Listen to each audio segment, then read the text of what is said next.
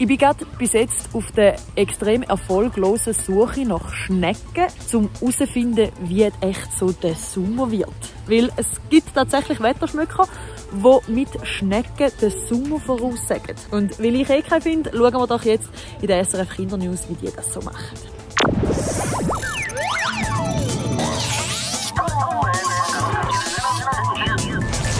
Hi zu deinen SRF Kindernews.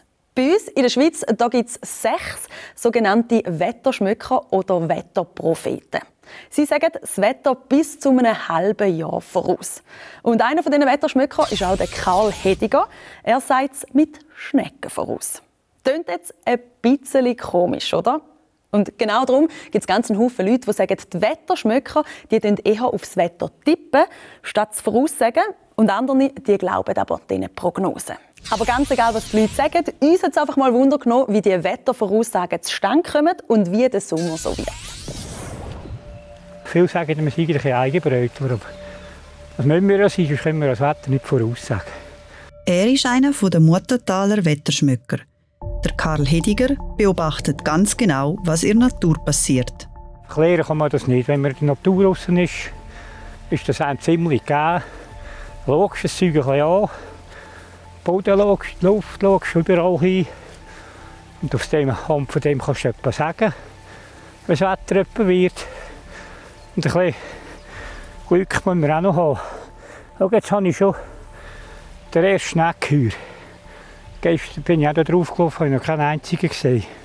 Und den Regen haben sie gerne gehabt, sind die vorgekommen.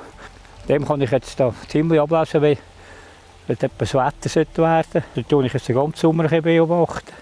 Ein Schneck ist auch hier gut, wenn es aussinnig heiß wird, tut sich der Schneck deckeln, geht rein, macht den Deckel, dass er nicht austrocknet. Das Wetter voraussagen mit Schnecken, das kann der Karl Hediger besonders gut. Er beobachtet aber beispielsweise auch Pflanzen oder andere Tiere. Aber beim Vieh kannst du es gut, bei den Kühen, bei den Rindern, wenn es hustet, also im Herbst im Stall, dann ist sicher, dass in 10, 14 Tagen kommt schneien. Die Tiere sind von der Natur halt ein bisschen abhängig, darum merken die das eigentlich, wenn es Wetter wird, voraus. Und ich versuche es diesen Tieren ein bisschen abzulesen und meistens geraten es. Und wenn es nicht geraten, dann wir halt wieder etwas anderes studieren. 2-mal im Jahr geben die insgesamt 6 Wetterschmöcker ihre Voraussagen bekannt. Letztes Jahr war er der Beste von diesen 6 und fast alles ist so eingetroffen, wie er es gedacht hat. Wir wollten darum wissen, was er für die Schulferien im Sommer voraussagt. Die fangen ja im Juli an, glaube ich, die meisten ja. Und das ist das Wetter. Nach meiner Prognose ganz gut. Und Ende Juli wird es ein bisschen unfreundlicher, also es ist dann wechselhaft. Und der 1. August, das sage ich vielleicht auch noch gerade, dann geht ins Wasser, dann haben wir Regen. Aber das macht eigentlich auch nichts, dann haben wir weniger Knallkörper ablassen. Napoleon Bonaparte. Der Name, der sagt dir vielleicht irgendetwas. Er war schliesslich mal Kaiser von Frankreich und hat als General mit seiner Armee Europa und die Schweiz erobert. Vor 200 Jahren ist Napoleon gestorben.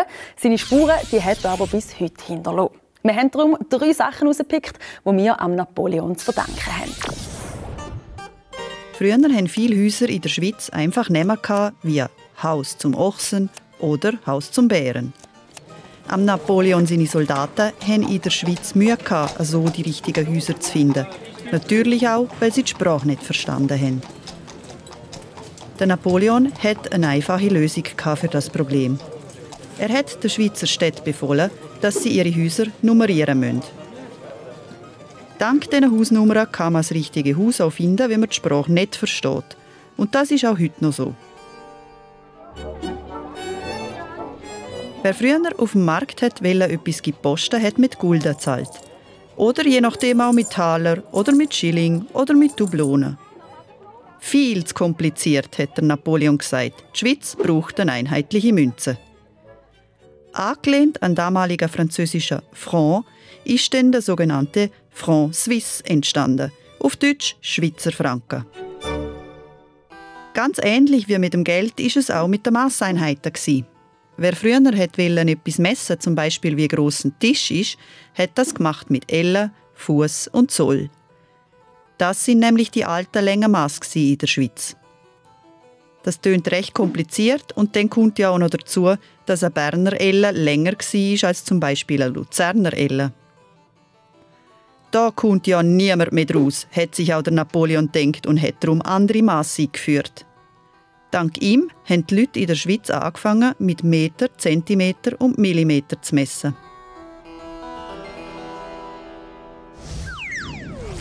Wenn du jetzt also das nächste Mal so einen Franken in der Hand hast, dann weisst du, ja, der Napoleon. Am Sonntag da ist wieder Muttertag und vielleicht hast du ja schon etwas für deine Mami gebastelt oder gezeichnet. Das Wichtige ist einfach, dass wir an diesem Tag unsere Mamis so richtig feiern. Aber weisst du eigentlich, wieso es den Muttertag gibt? Wir sind dieser Frage auf die Spur. Der Muttertag stammt aus den USA. Dort war vor 150 Jahren der amerikanische Bürgerkrieg zu Ende gegangen. Um die Verwundeten des Krieges kümmerten sich viele Frauen, darunter auch Anne Maria Reeves Jarvis. Sie setzte sich für den Frieden ein und war auch bekannt dafür, dass sie sich für Familien stark machte und dafür sorgte, dass es den Kindern gut ging. Sie wollte auch, dass Frauen mehr mitbestimmen können. Am 9. Mai 1905 starb Anne Maria Reeves Jarvis. Ihre Tochter Anna wollte ihre Mutter für ihren Einsatz für Schwächere und Frauen ehren und machte ihren Todestag zum Gedenktag. Anna Jarvis fand aber, dass nicht nur ihre Mutter an einem Tag geehrt werden sollte, sondern dass alle Mütter an einem Tag des Jahres zu ehren seien. Sie beschloss deshalb, diesen Tag als Muttertag im ganzen Land bekannt zu machen. Deshalb schickte sie mehrere Jahre lang regelmäßig Briefe an wichtige Geschäftsleute, an Priester und Politiker. Es brauchte etwas Geduld, aber die Idee von Anna Jarvis wurde erhört. 9 Jahre nach dem Tod ihrer Mutter erklärte 1914 der amerikanische Präsident den Muttertag zum offiziellen Feiertag. In der Schweiz gibt es den Muttertag seit 1917. Genau wie in den USA gilt auch hier, der 2. Sonntag im Mai gehört den Müttern. Bei uns waren es vor allem die Blumenverkäuferinnen und die Schokoladenhersteller, die den Tag förderten. Für sie ist es natürlich toll, wenn sie an einem Tag im Jahr richtig viel Schokolade und Blumen verkaufen. Seither werden auch bei uns am Muttertag die Mütter gefeiert und dabei oft mit Blumen oder Pralinen beschenkt.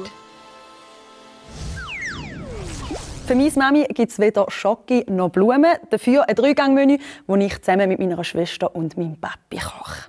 Ja, und damit wären wir am Schluss von deinen SRF Kindernews. Falls du auch die nächste Folge nicht verpassen willst, dann abonniere doch unseren Kanal SRF Kids. Tschüss, sage ich heute mit ein paar Vögeln, die gerade am Nisten sind, aber nicht irgendwie gewöhnlich auf einem Baum oder in einem Gebüsch, sondern an einem ganz speziellen Ort. Nämlich auf dem Bundeshaus zu Bern. So fühlen sich Kohlkraben lustigerweise auf diesen anderen Vögeln wohl. Vögel soll es auch in den nächsten Jahren auf dem Bundeshaus haben und darum sind jetzt noch weitere Nistplätze gemacht worden.